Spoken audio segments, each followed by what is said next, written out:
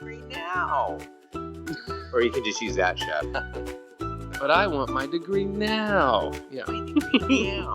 Alrighty. Welcome back to this podcast of Learning is Living, episode 3. We are your hosts again. My name is John Masla Jablon, your favorite academic success coach. And I am joined again by Peter Marshall. How are you doing? I'm good. I don't get a title. Huh. That's cool. I figured you could say your title if you want to. It's Remind everybody who they're talking to. I don't want to tell my title. It's too long. So Your title grows every episode, so every episode, it really does. So it's all right. No, but anyway, Thank you I'm for excited that wonderful, warm introduction, John. Yeah, I'm excited for our theme and our topic today. Did you want to introduce the talking points today? Sure. Yeah, today on the Learning is Living podcast, we will be talking about, but I want my degree now. So, yeah. And so we're going to be talking a little bit about how to get it through a degree more efficiently and some ideas. And if it's important to even go quickly through a degree, is there a benefit to doing it or not? So that's what we'll be talking about today. Love it. Okay. So with our first question of the day, I know students have asked some questions about, hey, is there an advantage to getting your degree faster? Did you want to start us off with that? Sure. And really, John, this does come from conversations I've had with students, and this is a question I've had from students. Is there any reason to go through my degree faster? Is there any advantage to going through slower? And so the answer is it depends, because it really does matter where you are in your life. There are times where you cannot move fast, but making certain progression is still important. And in those times, it's do as much as you can, continue to make progress in your degree. But there are some advantages to moving faster if you're looking to grow in your role, if you're looking to get a new job. Some companies offer a raise based on what degree you have. So those are all good reasons to move through your degree. But it's not always necessary. And I do think there has to be some introspection about where you are in life. And I know for me, I took, John, 7 years to get through my bachelor. And other people take 7 years too, but they're called doctors. So, but 7 years because of several different factors. But when I went to my master's, I wanted it quickly, and I got done in 10 months. So, and I was in a certain place where I really wanted to get that degree done. I will be honest, John, I did not want to go to college in the summer. So I'm going to get this done. So what about you? I know you get these sort of questions from students, and you have your own personal experience. Yeah. I mean, it definitely depends on what the student wants and like where they're coming from, because we have students of all age groups coming back to school from 10 plus years, or students just out of high school and are looking to get their next degree going right away, and so depending on what it is that they want and when it is they want to get it, like I'm, as the academic coach, asking these questions like, well, are you wanting to get an associate's degree? That obviously is a 1 to 2 year degree program. That's going to be the fastest, time to completion. And, associate's degree, I think it's a good stepping stone, but I'd never say like that's where your education should end. So if you are going for an associate's, I usually try to encourage, well, if you're going to get that like degree in hand early on and you want to get that degree as fast as possible, that's definitely a good starting point. And you can get it, pretty quickly if you're, going about it the right way. And if you want to just skip the associates and go straight for a bachelor's, there are ways to get that quicker. And again, as your academic coach, I'm here to help make that happen, whatever your motivation is, and getting started with school, and then keeping school a priority. I think staying consistent and kind of going from the mindset of a lifelong learner. It may seem kind of like a crazy, mindset to be like, I don't want to learn the rest of my life. I want to get this degree and be done, but we at Pearson Accelerated Pathways do try to encourage that kind of habit of lifelong learning and, finding time to prioritize school and, whatever your availability is and your goals are, I think will definitely dictate on how quickly you get a degree. And I think a lot of students don't realize that the accessibility with school nowadays is like really, really quite nice. I mean, when you have online degrees that are regionally accredited, you're getting a valuable degree that employers will look at and open doors for you for. So yeah, I mean, when it comes to options for school and getting those degrees as quick as possible, the sky's the limit. But certainly on the other hand, there's no such thing as going too slow, in my opinion. I mean, you said yourself 7 years it took you, but you stayed with it. You didn't give up. Yeah. So, on that flip side, what would you say is an experience outside of yourself? I mean, where students are slowing down, or do you have anything for that? I have a lot of things, John, but I'll keep it short because even just a little while ago, I was talking to one of my students because I still coach students, who had a business venture. He started his own business and he's working through something, and he's like, I kind of got to slow down a little bit here because my business is taking off. I needed to go a little bit slower. And that's great. He's still making progress. He's still cruising through his course. I mean, cruising at like 25 miles an hour, but still cruising, Mm-hmm. And, I think back to my experience in my bachelor's degree and why it took me so long. And John, it really came down to not knowing what I actually wanted to do. Mm-hmm. And that's a great time to maybe move a little bit slower to say, okay, Sure. I don't want to take a bunch of courses I'm not going to be able to use. So what do I want to do? And that's really what I did. And once I knew what I wanted to do with my degree, I did pick up the pace. So, Mm-hmm. yeah. Yeah. No, that's good. I mean, again, when it comes to slowing down, I know with life throughout the year, you have busy times, you have slow times. I know a lot of my students are gearing up for this new iPhone 17 release dropping tomorrow, Friday the 19th. Wow. So Ding, ding. I've Plug. had mixed, I know, right? Plug, not a sponsor. Um, but I will say that, it is a big deal, and I'm getting mixed feedback on what students want. Like some are doubling down and saying, yeah, I'm going to be busy, but, like might as well, stay in that mindset. Other students are like, well, let me like handle what I'm doing at work, and then I'll get back to you in, a month and see how we're doing. So, again, like I'm always encouraging students like, hey, no matter what's going on in your life, there's always time to keep going with school. And, that's why we allow students to take 6, 8, or 12-week courses, so that they can, help motivate themselves and prioritize effectively, knowing that they can always finish early in our self-paced classes, which will allow them a lot of flexibility for, no matter what life throws at them. And, even for those students that need, more time on their classes than that, we can always work with them depending on their situation and supporting them through it. And, reminding them that, yes, they can do this no matter how busy their life may seem. It's something that with the right mindset, students can tackle it. And Yeah, absolutely. the benefits are there.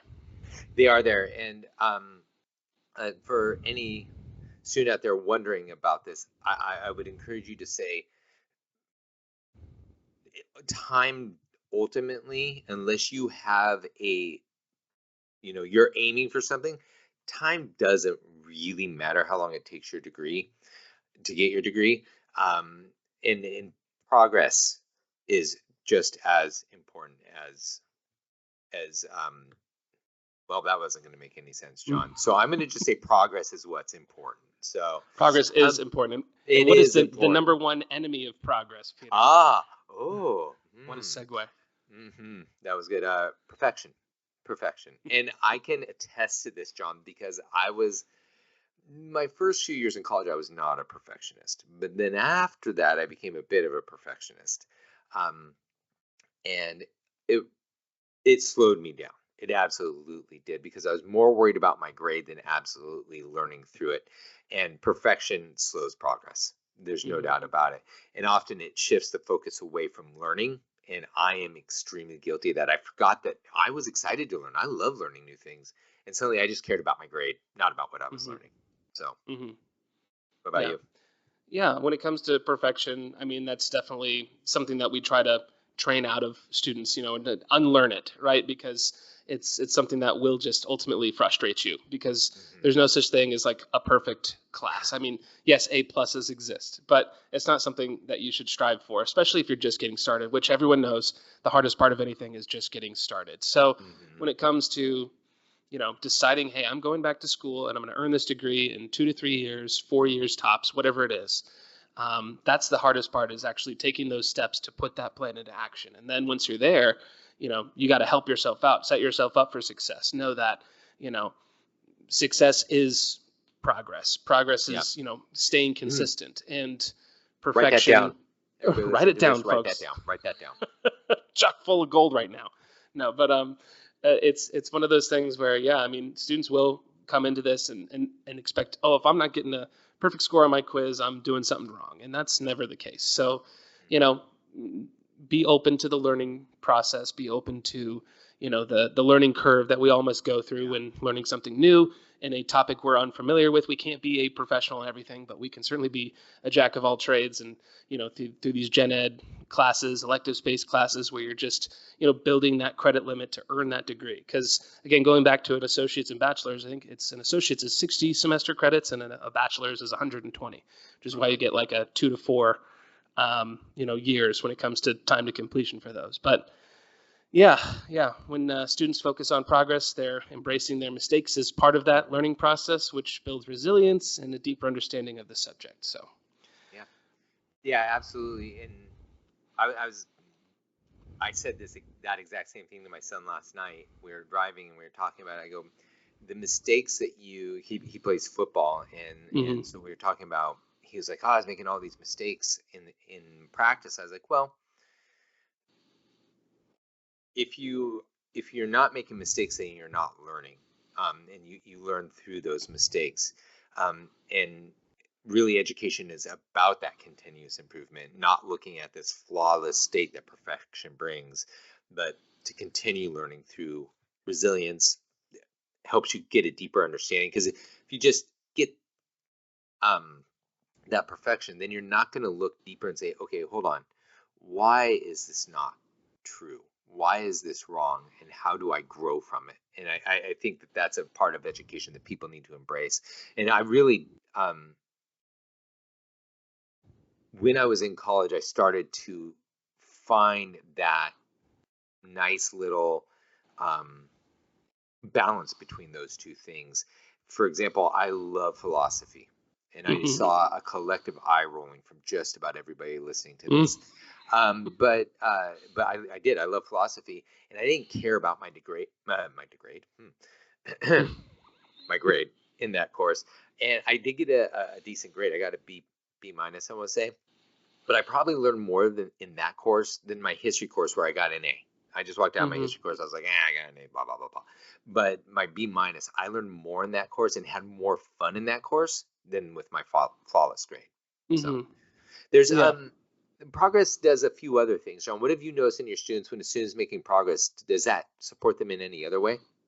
Yeah, certainly it helps with, just increasing their, motivation and their confidence in themselves, and just knowing that, hey, a checkbox is good each week, and staying consistent, and, developing those good habits. So I see it all the time where students are, making slow and steady progress, but I can always count on them to do what they say they're going to do, and then I have other students that'll say, I want to do 2 to 3 classes at once, and then they flame out, and now they're having to like pick up the pieces. And there are students that I've seen do that, 2 classes now, 2 classes in 4 to 6 weeks, and they're able to dedicate the time and plan ahead, and they're very meticulous with staying on track. But more often than not, it's, you got to work up to that. You're never gonna just hit the ground sprinting. So that's why it's good to start out with attainable goals each week, and staying that, completion is better than perfection. I think we preach that a lot on this podcast. And, that's definitely something that we are definitely always, reminding our students, like, unless they're like, not getting the grades that they want, just maintaining that steady progress is usually going to play in their best interest. Yeah, that's good insight. That lowering the anxiety, being inspired by making that progress. So, we really encourage, and we'll talk more about this in a moment, but we really encourage that get something done that first week. This isn't to get you to fly through the course any faster, but it's that progress that you're going to be encouraged by that progress. So that's right. And let's be honest, Sean, once you're in the work world, and I think anybody who has been in a college student and then moved into the work world, once you're in the work world, a job well done and good progress is more celebrated than a slow but perfect product. In fact, I'd be nervous if any of my products came out perfect. I'd be like, oh, what happened? So, but I do think college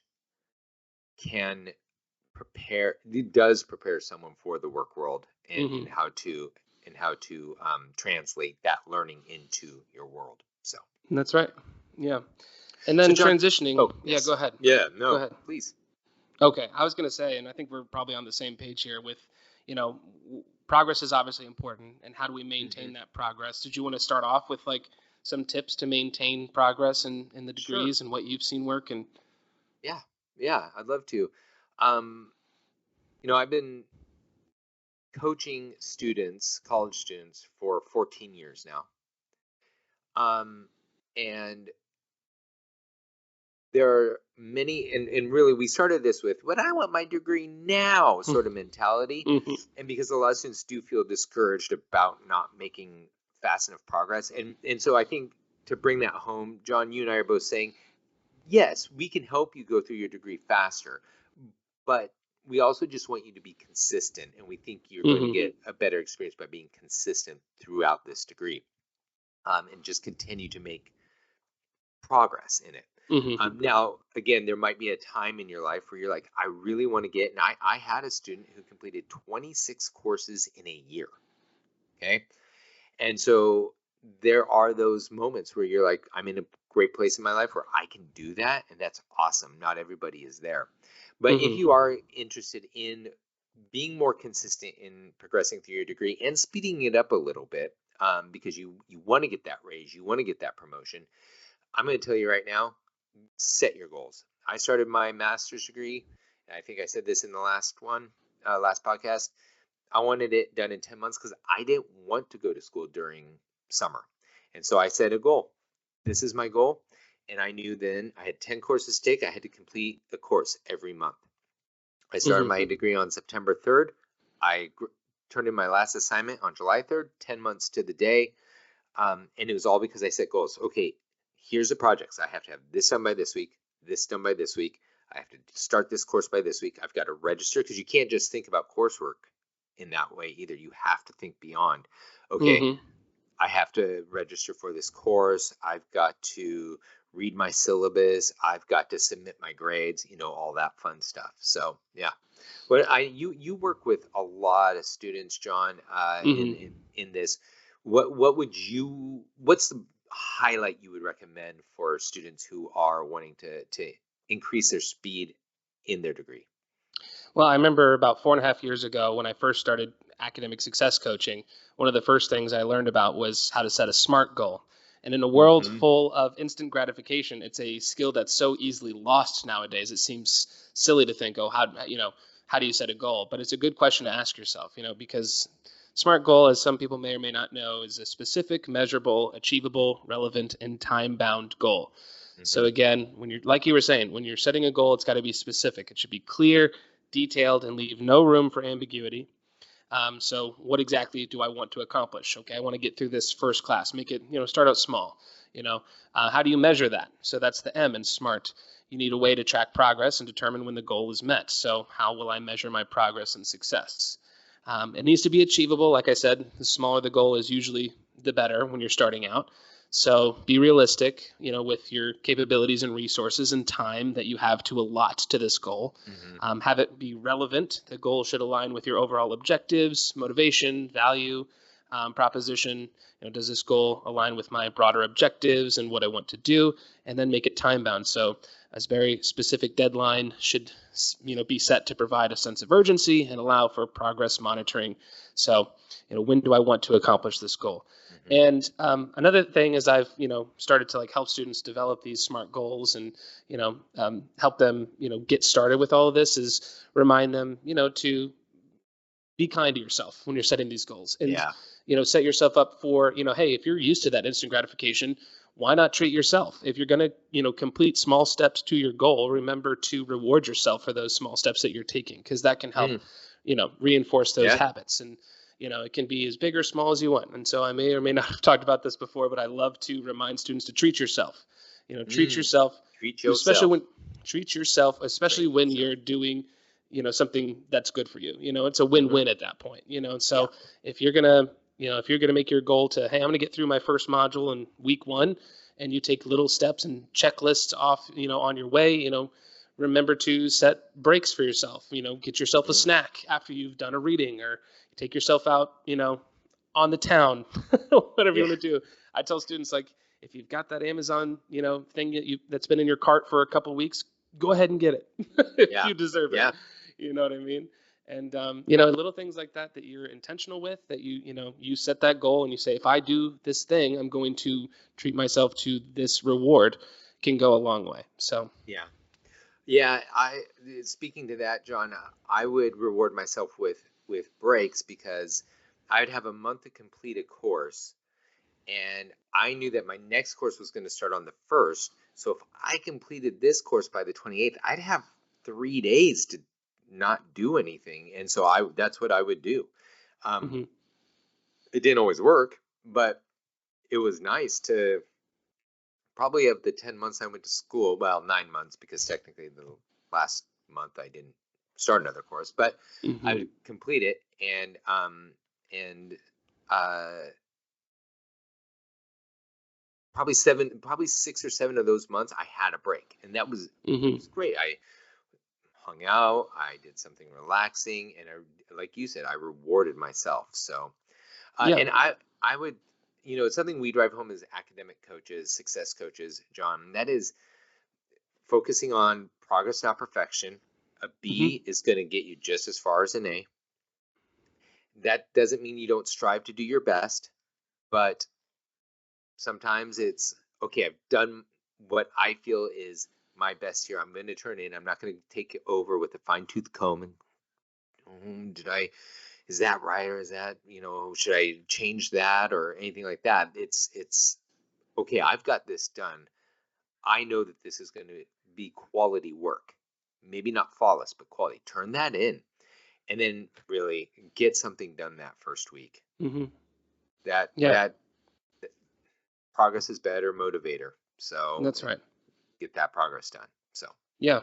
Identify what it is you want to do in life, and, set yourself a 1 to 5 year goal and remind yourself, like, yeah, the more you do now, the sooner you're going to get to that goal. And something that one of our fellow coaches does all the time is, he hypothetically brings that future self into the yeah, conversation and yeah, have that inner dialogue with yourself. Say, like, what did I do now, or what can I do now to get to where I want to be? yeah, yeah, And yeah, the hardest part is getting started. So once you start and make those decisions, you can definitely improve the way you do things and take little steps to get there. You do not have to be perfect at what you do, but you just have to, get going. And we're here to help. And yeah. that's what I love. That's what brings me joy, and is getting to help people meet those goals and better themselves. So Yeah. I love to do Baby it. steps. Baby steps. Baby But steps. also, if you are curious on getting through your degree faster, you have that desire because you do have a plan, talk to your coach, talk to your, set a goal for yourself on how to get there, and cling to that. Cling to your goals and your motivation of why you're doing it. So, Hmm. and that's what kind of, as we wrap this up, my closing remark would be, um, progress over perfection. Do something that first week, and SMART goals. Be real with yourself. Is it realistic to hit the goals that you've set for yourself? And if so, you can get there. So Hmm. work hard, and yeah, that's my closing remarks, John. Yeah. Nothing profound there from me. So how about something profound from you?